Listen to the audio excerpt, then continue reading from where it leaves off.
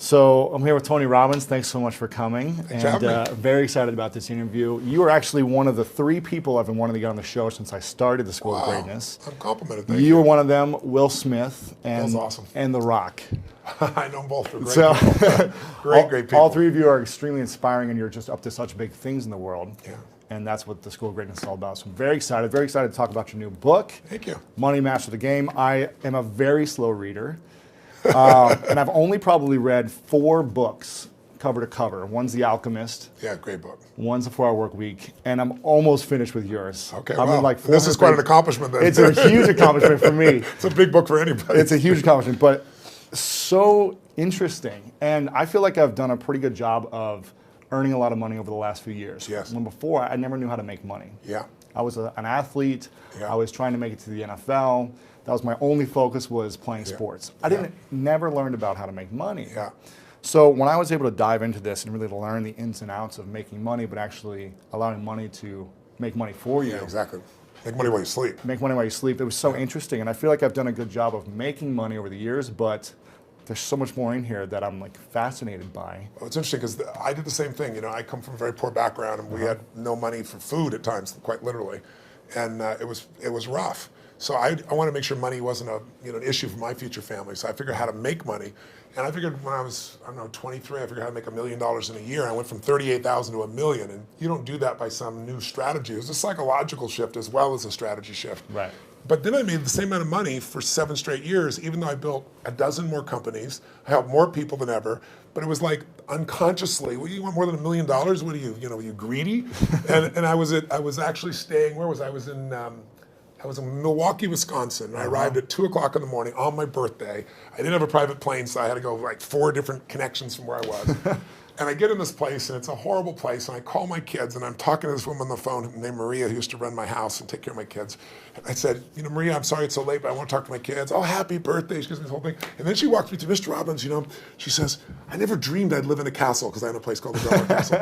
And I just want to thank you. I feel like a princess. She goes, last night I was sitting in your jacuzzi looking out at the water and thinking how lucky I am. And I'm in the Ramada Inn in those days, looking at this moose head going, this woman is really rich. So I finally decided, listen, if I can make 38,000 to $1 million, it's not about money, it's like growth. So I went, I want to make $3 million, but I want to make more of it while I sleep. But then I really began to realize it doesn't matter how much money you make. It's really your capacity to take your creativity and stop trading time for money. It's the worst trade in the world. Everybody's a financial trader. Yeah. They don't realize they're a trader. They're trading time, and you can't get more time. So this book is how to take anybody, an average person, a millennial just getting out of college with a bunch of debt and saying, how do I really make this work? Or a baby boomer saying, how do I still retire? And the way I did it was I said, I want to interview 50 of the most brilliant financial people in the world. Because most people don't know that I've been working with Paul Tudor Jones, one of the top 10 financial traders in history, for 21 straight years, and he hasn't lost money in 1 year in 21 years. Right. We made money in the tech blow up that happened in 2000 and 9/11. In 2008, when the market was down 51% from top to bottom, he made 28% positive, right? Incredible. So every day, literally, he emails me, I monitor him, I come see him, I work with him, and he pays me 7 figures a year to be able to do this, and I've been able to continually help him go to the next level. But quite frankly, I've learned more from him, I think, than I could ever teach him. Right. And he helped me open these doors. So this book is the best from every self-made billionaire that I could find. Carl Icahn, I'm sitting down with this guy. He just made $2 billion in the last 18 months off a $30 million investment off Netflix. He sent an email or a tweet out about Apple saying it was undervalued, and 2 hours later it was worth 17 billion more by a tweet. Wow. So the people I've got to hang with over the last 3-4 years I've got a PhD in finance from the people controlling the world's finance. And what I've tried to do is the reason I did that is make it simple, bring it so I could train anybody else. Because in this business, what you don't know will hurt you financially. So I want to know how to protect people and how to help people maximize. And that's why I did the book. It's incredible. And what I want to know is why we weren't taught these things growing up. Me too. Tell me. Right? So if they were like, okay, Tony, we're giving you the key to the education system. Yeah. And how would you apply, what teachings would you apply into about finances, learning about this, how to generate wealth as opposed to trading time for money, but really leveraging it and investing it the right way? What would you start implementing? Well, the first thing you want to teach anybody, a child, a kid, anybody, is that you'll never earn your way to freedom. You just don't. You look around and you see, Kurt Schilling, if you remember from Boston Red Sox, made $100 million a year. He's broke, bankrupt. I asked Warren Buffett, I said, what made you the wealthiest man in the world? And he smiled and he said 3 things. He said, living in America, great opportunities, having good genes, so I lived a long time, and he said the last thing is compounded interest. And we all know about compound interest, but I give the example in the book of this guy, Theodore Johnson, worked for UPS, never made more than $14,000 in income in his entire life in a year. And in old age, he was worth $70 million. And how did he do it? All he did was he took a percentage of his income. His percentage was 20%. Now, his family said, we can't save any money. But he met a friend who said, if you pretend there's a tax, and the tax just took the money away from you, and you never see it, the money just comes out of your account and goes in an investment account, you'll be financially free. And so he was disciplined. He didn't look at it. It happened. $70 million by compounding. So people's mistake is, and kids don't know this, adults don't know this, that you won't earn your way there, but you can compound your way there. And what I wanted to do is say, where do you put that money? That's the trick, right? That's the secret. Well, the first trick is actually doing. Almost nobody does. Right. The second trick is you really have to understand where you're going to get hurt, because the fees. The fees are just destroy people. You have a whole chapter about the fees. I was like, this is incredible. Isn't it wild? It's nuts. Like, you lose so much money just on the fees. Well, just so people have an understanding, 96% of all mutual funds never match the market. I mean, they never beat the market. So I was just on a morning show this morning, and Michael Bloomberg's, one of his guys that has some of his money. So I'm, this is the only industry I know of where people think they can be a doctor. They think they can be a financial planner. And I said to him, I said, well, look, the statistics, Warren Buffett taught me this. He said, Ray Dalio told me this. David Swenson, who took Yale from $1 billion to $24 billion in 2 decades. These are people telling me this. Right. Nobody beats the market except a couple unicorns that nobody has access to. And I said, I didn't say you're not one of them, but I said, here's the truth. 96% of mutual funds don't match the market. That means 4% succeed. Now, what are your chances of picking the right mutual fund? People don't know what they're doing. They put their money in a 401k. They pick a mutual fund not knowing what it is.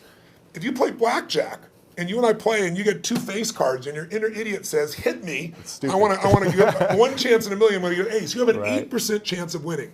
If you try to get a mutual fund, you got the 4% chance of winning. So what I show people is not only do you not get the result, thinking logically, if I hire someone else to do it, they'll do better than me. But in addition, you pay around 2,000% more than it's worth, meaning you get the same exact product, the same stocks. If you own the index, right? You own a piece of all of America's best companies, say the Vanguard 500 index, 500 top companies, that costs 0.17%, like less than 0.2% versus the average mutual fund is 3.17. Incredible. So compounded over time. But first, just hear that so you understand. It's like the average car sold in America is a Honda Civic. It's $20,000. You can get the Honda Civic for $20,000, or you can pay $350,000. That's the difference between 0.17 and 317. But if you look at it over a period of how old are you? 31. 31, okay. So let's assume you and a couple buddies at 35 managed to put aside 100 grand, and you manage not to add any more money, but to grow it at 7% in spite of ups and downs in the market. And you're 65, how much money do you have? Well, if you paid 1% in fees, over those 30 years, your 100 grand became $574,000. Not bad for never adding another dime. Right. If you had 3% in fees, had the same growth, but 3% in fees, you now have $324,000. Almost half as much. $250,000, 77% less money. And you had the same return. It was just the fees. So the world, most people ask them, what are your fees? They have no clue. Right. So I've created a site where people can go, they can type it in, you find exactly what your fees are and what you should be paying. And it's highway robbery. Where in the world would you pay $2,000% more for the same exact product? You can only do it because the financial industry makes things so opaque, so convoluted, and people feel overwhelmed. They don't hard to understand. Very hard to understand. That's why I try to come in here and go, look, time to become the chess player, not the chess piece. Let me teach you so you understand what's going on. It's not that complex. They use all these big words, but when you know what's going on, you don't get screwed, and more importantly, you take advantage of the system instead of letting the system take advantage of you. Yeah, I like that. Now, you've coached some of the world's greatest athletes, former presidents, biggest CEOs. Who coaches you? I've had a lot of people asking me to ask you this question. Who mentors you, who coaches you today? I have always looked for people that were playing the game at a different level than I am and or knew the road ahead. I always tell people, anticipation is power. If you ever play a video game against a child, it's pretty disastrous, right? Maybe not for you. You're maybe a different generation. But for me, it's like, it's not the kid is faster and smarter. If they played this game before, like 8 million times. So they know the first shot's here, the second shot's here, the third shot there, and you're like reacting. So when you're reacting to things, you fail. So my mentors have been people over the year, different people. My earliest mentor was a man named Jim Rohn. He was a personal development speaker, just touched my life. then I was involved in neurolinguistic programming, NLP, when I was, gosh, 21, 22, 23 years old. I became partners with a man named John Grinder, brilliant man, co-founder of that. But in my last couple decades, it's been people like Peter Guber, who owns the LA Dodgers and owns the Golden State Warriors NBA team, and he's just brilliant. He's got 52 Academy Award nominations. So he's a mentor for me. Paul Tudor Jones, I coach, but also I'm coached by him because we get to pitch and catch. And then, I've got some people in my life that, like Steve Wynn is a dear friend of mine, built most of Las Vegas. He's brilliant. And these guys are all 18 years my senior, so they know the road ahead. And I'm able to learn from them in advance and then kind of anticipate things. And that, to me, is incredibly valuable. Yeah, very cool. Now, I want to ask you how you personally handle a breakdown. Because I've been to your workshop, and incredible experience. Thank you. And you teach people how to overcome their fears and how to handle breakdowns, but how do you personally deal with it? And do you even have any breakdowns? Yeah, they sent me a list of questions you had just to kind of give me a peek, and that was one of the questions, and I was like, it's interesting. It's breakdowns, it's certainly not something I experience, but it's not because I'm so talented or so brilliant or so fearless. It's just, you're like an athlete. You're an athlete. Yeah. You're in shape, right? You're not going to have a reaction in your body like somebody who doesn't take care of themselves. Right. So, I don't believe in emotional intelligence. I think it's useful, but I'm more interested in emotional fitness, because intelligence is a capability. Fitness is a state of readiness. Interesting. If you are fit, you can take that demand right now and you can deal with it. You can deal with that physical stress, that emotional stress. Same thing's true with psychological fitness, emotional fitness, right? So I'm pretty fit, and part of that is not because I'm so smart. Part of it is I've taught this for decades. I remember I had a woman who came to one of my seminars in her, early 80s probably, and she would run in this room, 10,000 people. I think it was, she went to a couple of 10,000 person events, and she would get in this front row and fight her way through there. And she'd jump and go for it. And at one break, she came up to me, I was signing a book for her, and she says, she goes, Mr. Robbins, I've seen you at like 8 of these. She goes, I've seen you like when you're really, I know, I can hear your voice, you're hurting, or you haven't slept. And she goes, you always seem to be so up all the time. How come you're so up? And I said, well, part of it is I attend all these seminars. So I'm teaching it. So there's a fitness of that. But there's also, I've buried 3 fathers and 1 mother, and that affects your life. I've had a physician look me in the eye and say you have a tumor in your brain. Wow. And so I've had those moments that when you've had extreme stress and you push your way through it, you build psychological muscle. It's like it takes a lot to knock me off. In the early days, we didn't have $50,000 to keep the doors open. How do we do it? Then I had graduated to $5 million. Then I graduated to a partner that mine who kind of didn't do things well, and I ended up owning $100 million because I had to take on his debts. $100 million.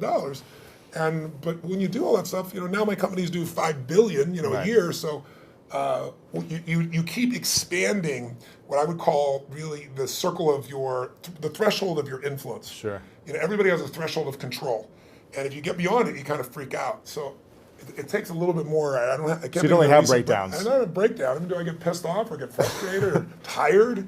Yeah, but a breakdown, honestly, no. So how do you handle it if you get tired of something? I sleep when I can. Okay, cool. I mean, it's honestly, it's pretty simple. But when I've had challenging times, I have so many tools. Yeah. I pull them out. And mostly it's just like you as an athlete. You don't just physically break down. Right. You take care of yourself. So you're constantly training that. I think most people don't train their mind and emotions. It's like I think the most powerful muscles to me are not physical, as strong as important as they are. It's like faith is a muscle, courage is a muscle, determination is a muscle, playfulness is a muscle. Passion unexpressed weakens.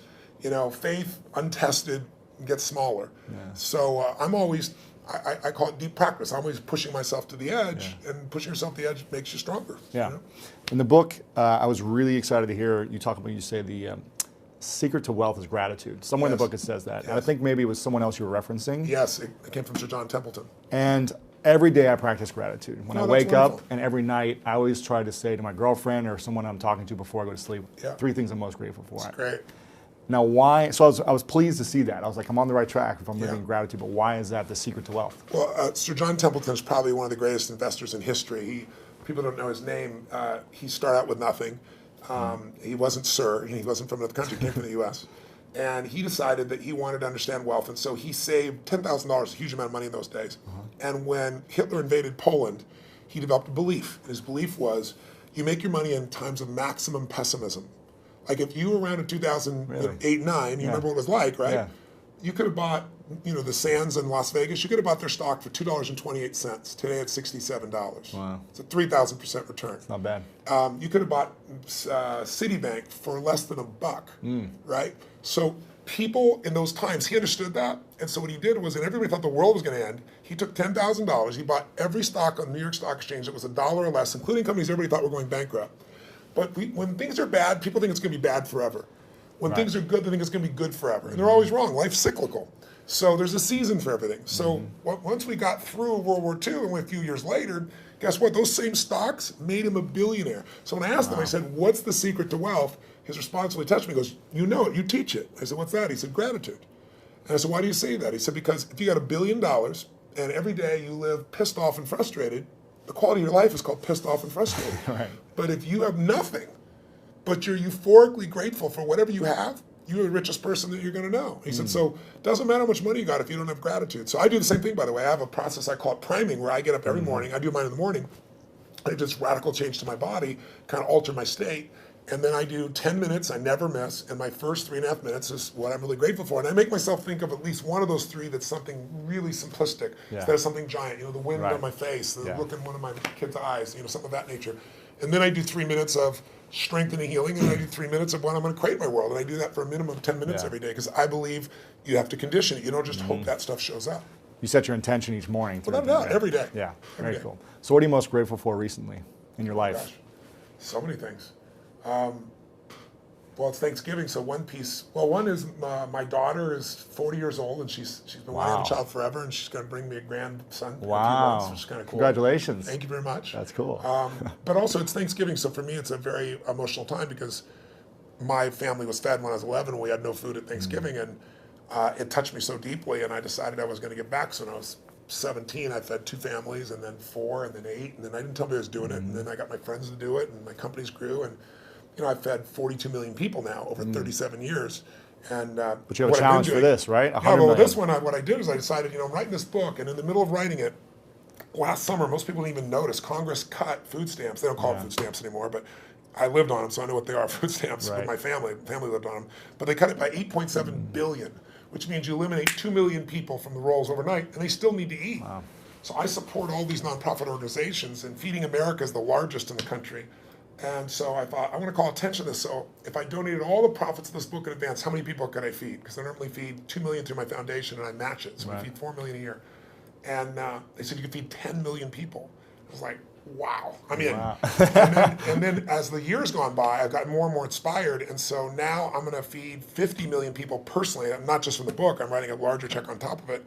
But also, I'm working with Feeding America to get matching funds to feed 100 million people. Incredible. So to go from my family not being able to eat to feeding 100 million people is a pretty amazing sense of gratitude and a sense of grace. And I've done my part, but there's been grace in that as well. It's amazing. It's incredible what you're doing, and very inspiring. So thank you for doing that. So anybody gets the book, you're feeding I'm not getting any profit, it's for you. But it'll also feed on average 50 families every book. 100% is being donated. 100%. Not only 100%, more than that. Yes. That's amazing. Yeah. Now, I think I also read in the book, I don't know if you said this or someone else said this, but the key to living is giving. Yes. Now, I think I might have heard you say this actually back when I first saw you when I was 16 at an event.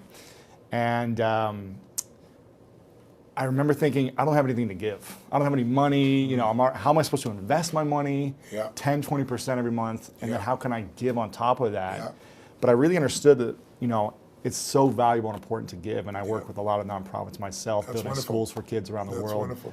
And I've seen a big impact in my life. And the way I'm able to serve people. Sir John Templeton told me that he's never seen anyone tithe, which tithing is usually 10% of what you earn, for at least a decade, who didn't become incredibly financially free. Wow. And I think the reason is I had a moment like when my whole life changed. It was kind of twofold. I was really young, like yourself back then, right? Working my tail off, trying to build a business. I mean, you have big goals. You don't always succeed to start with. It doesn't just come together, right? It was hard. And I remember I was so frustrated because I was working 18-hour days and nothing was working, and I was broke, and I felt embarrassed. I should be doing better than this. Sure. And so I was driving home from Orange County on the 57 freeway in San Gabriel Valley, out near a place in Pomona, California. It probably doesn't matter anybody else, but I remember it so vividly because it was almost midnight. And I was at this breaking point, and then I was like, why am I not, doing better? And then I just pulled over the road, and I used to keep these journals. I still have them, written journals. And I wrote in big lines, the secret to living is giving. And I started to cry. And I realized I am so focused on what am I not getting. Receiving. I'm not focusing on what I'm giving. Yeah. So for 6 months, man, it turned me around. But then, something else to get in your body. It was in my head, it was in my heart, but it had to get in there to stay. And I started going through some really tough times. And I lost everything financially, and I was mad at everybody because, like, I'd loaned a friend $1,000, and I'd been doing well, and he didn't even return my phone call. Oh. And what changed me was I was down to, I don't know, 22, 23 bucks, something like that. I don't know, it was $24. Enough that I knew that I didn't have money for food for the next week, clearly. And I didn't have any prospects. And I was living in Venice in this 400 square foot bachelor apartment, feeling sorry for myself, getting pissed off. And I thought, you know what, I got to eat. So I'm not going to drive my car because I'm not going to spend the gas. I'm not going to pay for parking. Sure. I'm going to go to an all-you-can-eat place and load up for the winter, right? So I can get more, like one meal a day. Right. And so there's a place called Marina del Rey, not far from Venice, and it's a beautiful community, and it's right on the water. And there's a place called El Chorrito. It's still there. It's a little restaurant. It had taco bar and all that kind of stuff. So I walked there for the 3 miles, and I go, okay, I'm going to go and load up. And it was all about myself and getting through this. And this woman walked through the door, actually a very attractive lady. That's probably why I caught my attention. And I'm waiting to see who her boyfriend is, and there's nobody up there. There's a little guy down here. It was obviously her son. And he's wearing this 3-piece suit, a little vest. He opens the door for her. He pulls out the chair for her. And it was just, he stared into his mother's eyes. I mean, it was just pierced into her eyes. I don't know what it was, but something about him was just so moving. He was such a sweet, caring, loving young man to his mother that moved me. So I paid for my meal. I don't know what was left, 17, 18 bucks. Put it back in my pocket, was left. Walked up to this young man, introduced myself, and I said, hi, I don't remember his name. I think he said his name was Ronnie. And I said, Ronnie, I said, you're a class act. I saw how you opened the door for your lady. I saw you held out the chair for your lady. He goes, she's my mom. I said, that's even more classy. Right. And I said, so cool that you're taking her out to lunch like this. And he goes, well, I'm not really taking her lunch because I'm just 11 and I don't have a job, Right. I said, yes, you are. And I had no plan. I just reached in my pocket, took all the money I had, changed dollar bills, and threw it right there in front of him. He looked at me like this. He goes, I can't take that. I said, sure you can. He said, well, why? I said, because I'm bigger than you are. Right? And he got this big grin on his face. His eyes got this big. And I just shook his hand. I didn't even look at his mom. And I just walked out the door. But the reason I tell you the story is I had no car. I had no money. I was euphoric. I was like flying home. I was like, I probably looked like an idiot, probably skipping or something. I mean, I was just, and what I felt was, I should have been like, what the hell did you just do? I have no meal, or are we going to eat? Right. I went home that night, I laid out a plan, and the plan was going to take me, 10 days, 2 weeks. So I thought, well, people fast for a week. I could fast for a week, that type of thing. And I have this great mindset about it. And I woke up the next morning, and I get the old regular snail mail shows up. And it's this guy I've called a zillion times who wouldn't return my call. I open it up, there's a check, $1,000 plus interest and an apology. Wow. So I'm sitting there and I started to cry, honestly, and I was just like, why did this happen, And I don't know if it's true, but I decided that day this happened because I did the right thing.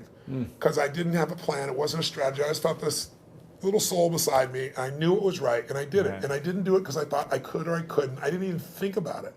And that's the day I became a wealthy man, because I didn't have any money.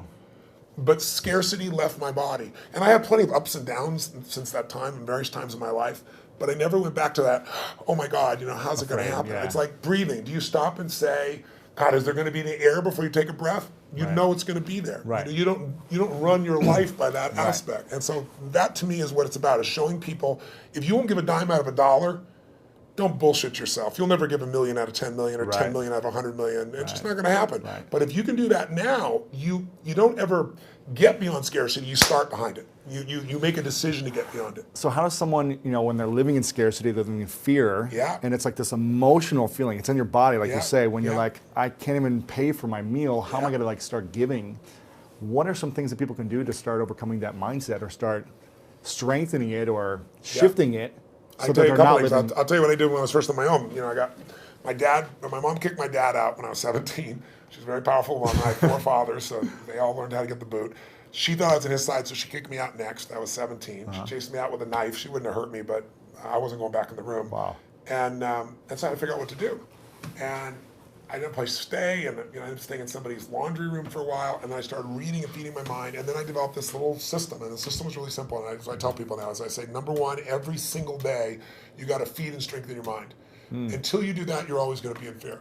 Because fear is automatic. The human brain is designed for survival. It's not designed for success. Your brain is not designed to make you happy. That's your job. Right. And the only way you're going to do it is if you feed your mind, because otherwise weeds grow automatically.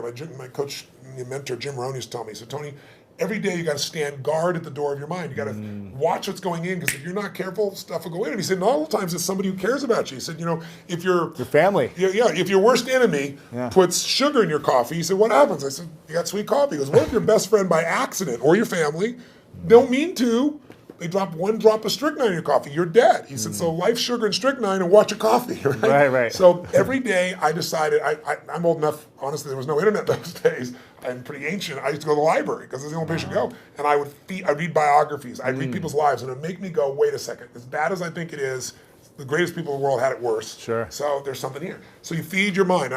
Jim Rohn used to say to me, skip a meal, but don't skip reading. He said, read 30 minutes a day. I don't give a damn what it is. And today, I don't mean internet crap. I mean, read something, a biography, read something that's a strategy, read something that's going to change your life.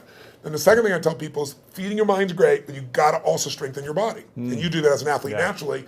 I learned to do that because fear is physical, right? You know where you feel it. And if you go work out, if you go lift, if you go run, even if you're out of shape, you just go for an intense walk, that experience alone changes your life. Every day of my life, the first thing I do before I do my priming, if I'm at one of my homes, I jump in some hot water for fun, and then I jump in freezing water. And I have, a river, in one of my homes in Sun Valley, and I've got cold plunges everywhere else. So I go in 57-degree water, boom.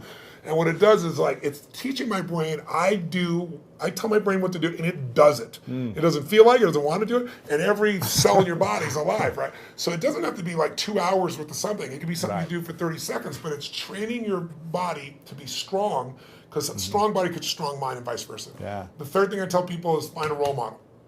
It seems impossible till you see somebody who's done it. So, Ray Dalio is one of the greatest investors in history. The guy was a caddy, right? His dad was a jazz musician. His mom was a homemaker.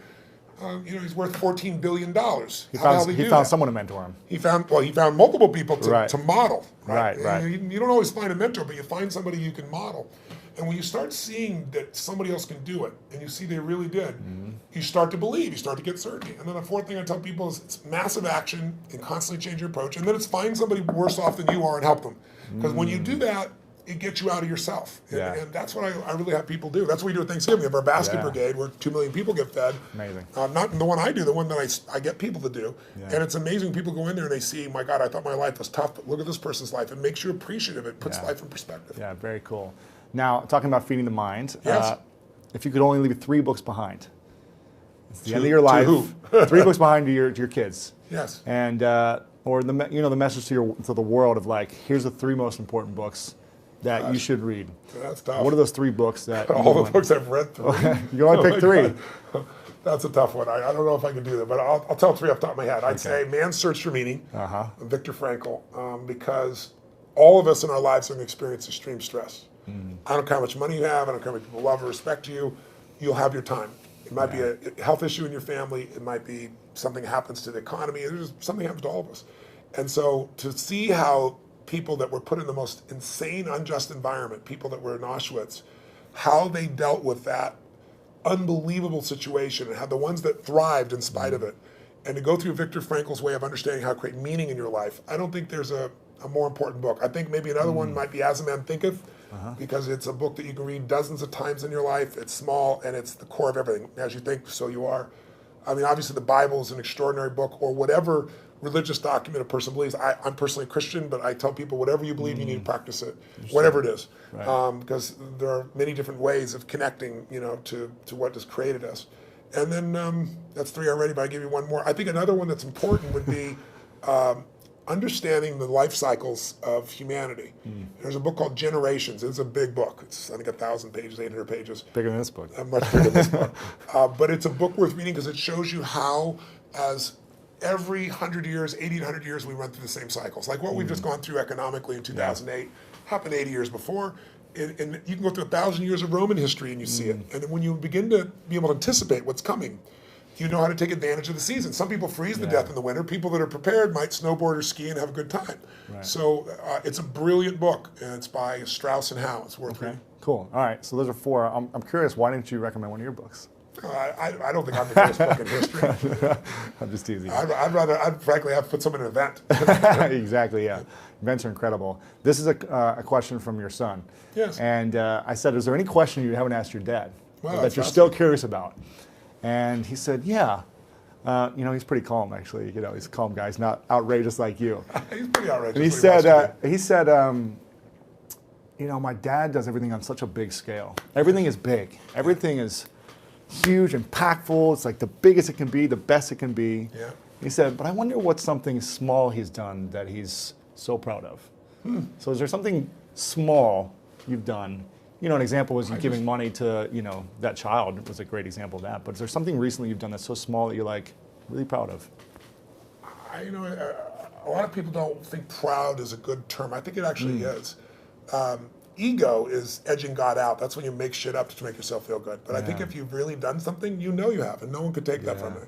And so I'm proud of who I am as a man. I'm proud of the things that, what goes on when the camera's not on. And there are people around me all the time that will tell other people stories about what I'm really like. So I don't have to communicate that to people. It gets shared. So I don't know. There's so many things in life. I don't measure them as big versus small. Sure. My wife was somebody who would see one person and be thrilled, and I had to see 10,000. I think so. She's balanced it out for me. I feel like life is short, and while you're here, I want to have the most impact that I can. So I go deep and I go wide.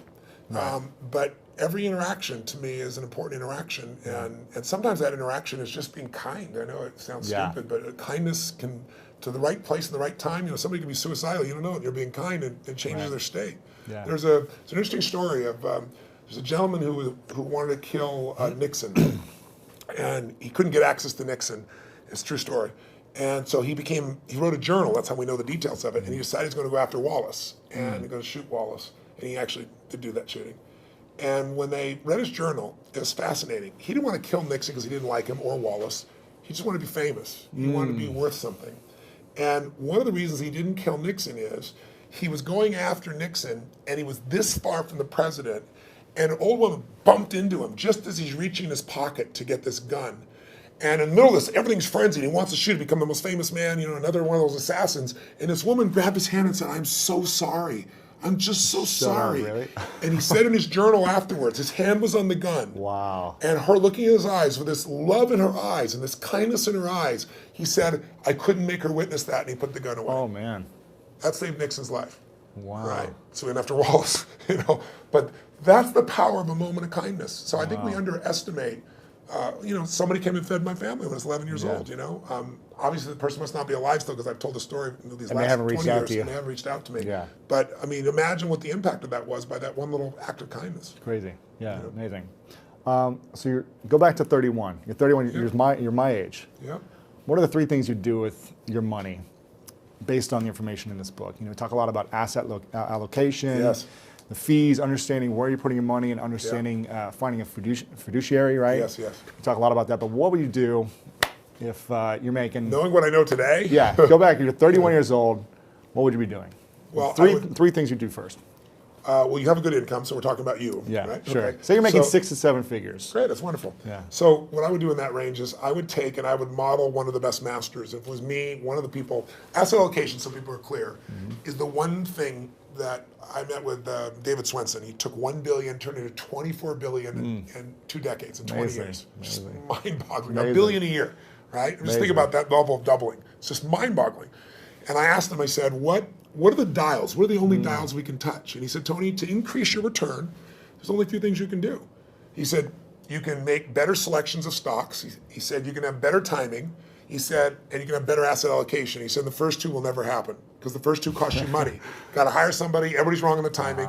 He said, asset allocation, which simply means dividing your money into different buckets. Some of those buckets are secure so that even though you think you're going to be a genius, you're going to make money no matter what, that money grows slower, but it'll always be there and it'll give you freedom for the rest of your life. There's a growth bucket, which is also a risk bucket. We forget that. Yeah. Because one of the things Ray Dalio taught me, he said, Tony, everybody invests and what they think they know. If you grew up with real estate, you're not a genius, but you made money in real estate because anybody can when real estate's going up. You think you're a genius. You think you know stocks. Oh, you're a genius, in 1999, right? You're a genius in 2010 when things started to grow a bit. He said, whatever you invest in your lifetime, that area is going to drop 50 to 70%. There's zero exception. He can show you mathematically and he can show you historically. Wow. So he said, you have to diversify even though you don't want to. And you have to divide these monies up. So every one of them taught me different asset allocations. But the one that I think is the most valuable for anybody to really take advantage of is Ray Dalio's, because Ray Dalio's figured out, why is it in 2008, if your stockbroker, your financial planner said, we're going to protect you, we're going to put you half in stocks and half in bonds, why did they both go down? You weren't protected at all. Same thing happened in 2000. And he figured something out. When you think you're in a balanced portfolio, you're not balanced. And the reason is stocks are 3 times more volatile than you'll find in bonds. What does that mean? It means when you think you're 50-50, you're 50-50 with your money, but you're not 50-50 with your risk. You're 95% at risk and 5% on the good side. That's why everybody loses. So he figured a formula, because he said, look, someday I'm going to be gone. I want my kids to have the money long term. I want all the philanthropic things I'm doing to be taken care of. So he spent 15 years studying the markets and figured out, how do I design a portfolio that'll make money every time? Like, if it loses money, it lost in 75 years, it's lost 1.6% when it's lost, but it's been right 85% of the time.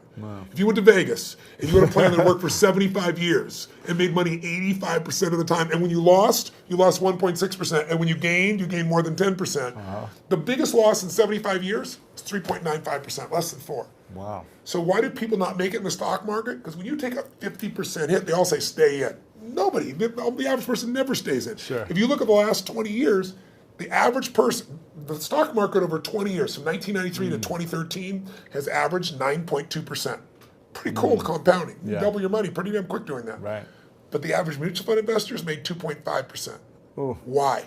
Because they freak out, they sell when it goes down, they buy when it's looking good, it's just the wrong time to buy it. They don't know what to do. So what Ray Dalio's strategy does, and by the way, he's never shared this strategy ever publicly. And he gives it in here. He gives it in here, which is mind-boggling. I pushed him, I teased him, I cajoled him. In the end, I said, look, you're not taking any more money, help the average guy out. He lays it out. You can do it yourself, or you can have someone else do it for you, but it takes 15 minutes a year and 85% success over 75 years. And I can take any time period, the last 30 years. He lost money 4 times.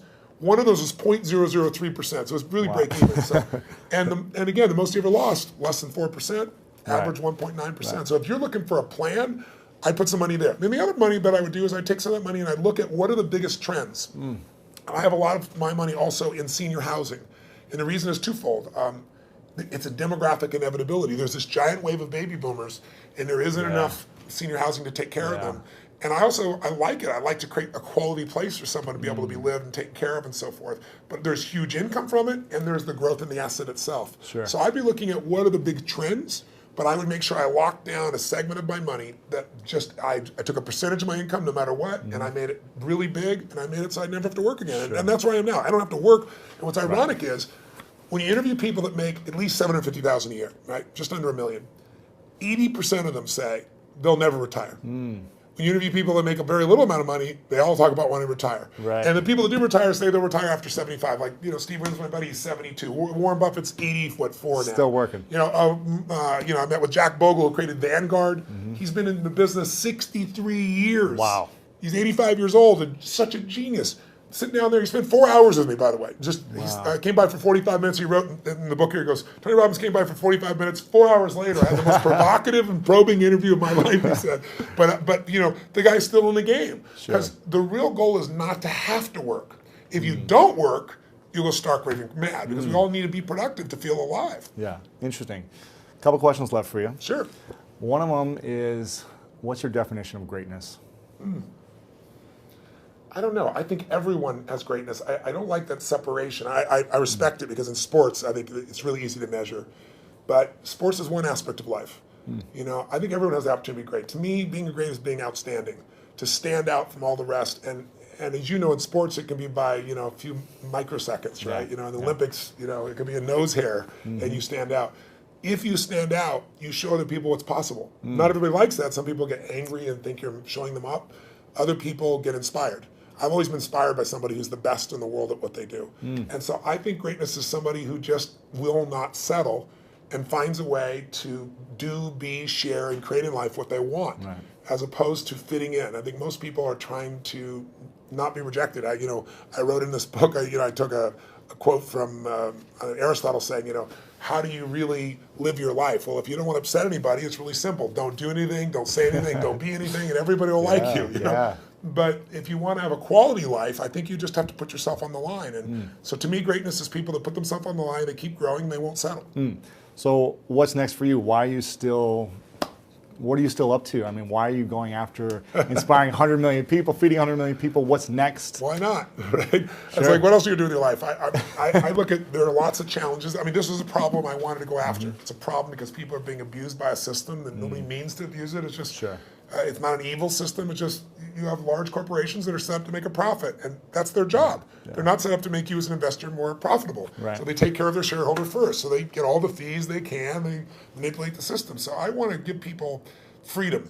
To me that's valuable. But what I do with my life is I look at what I see that moves me. I mean, I always tell people ask me about speaking, they say, how do you be an effective speaker? I said, don't speak about shit you're not passionate about. And that you don't have a true edge where you can help somebody. If you can add massive value and you're passionate about it, then talk about it. Otherwise, shut the what up. That's my view. So when I find things that I'm very passionate about, I like to go deep.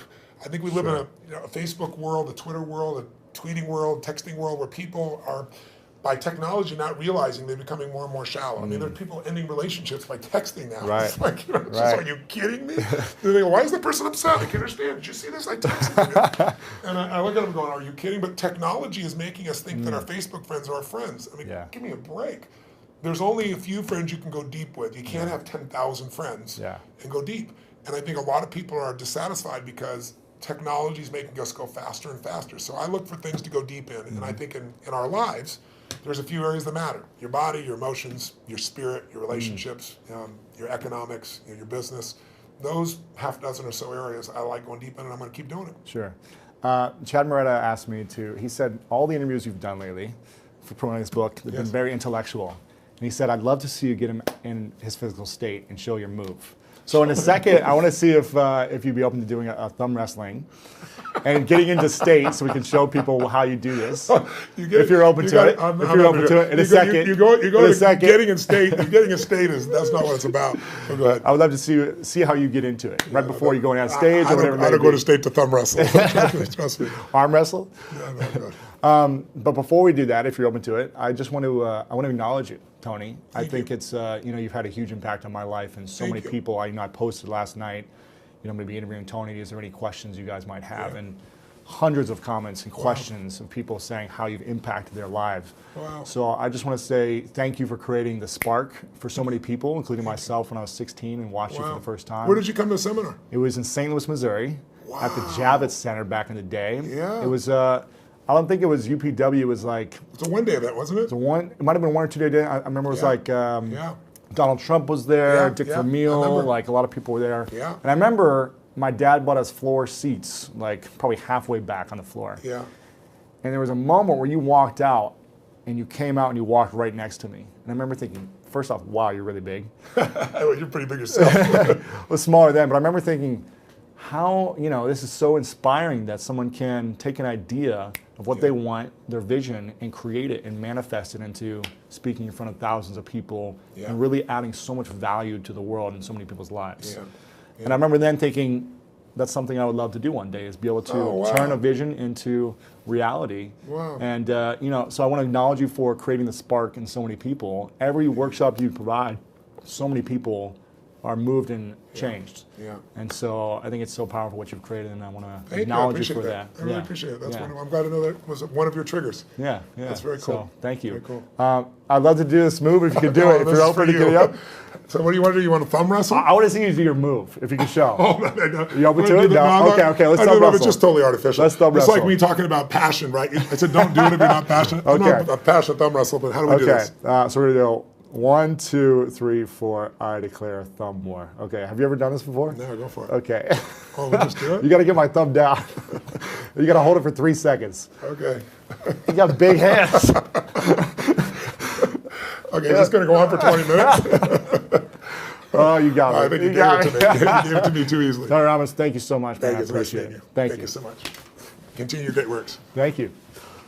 Awesome. I got to give you a hug. Oh, you got it, man.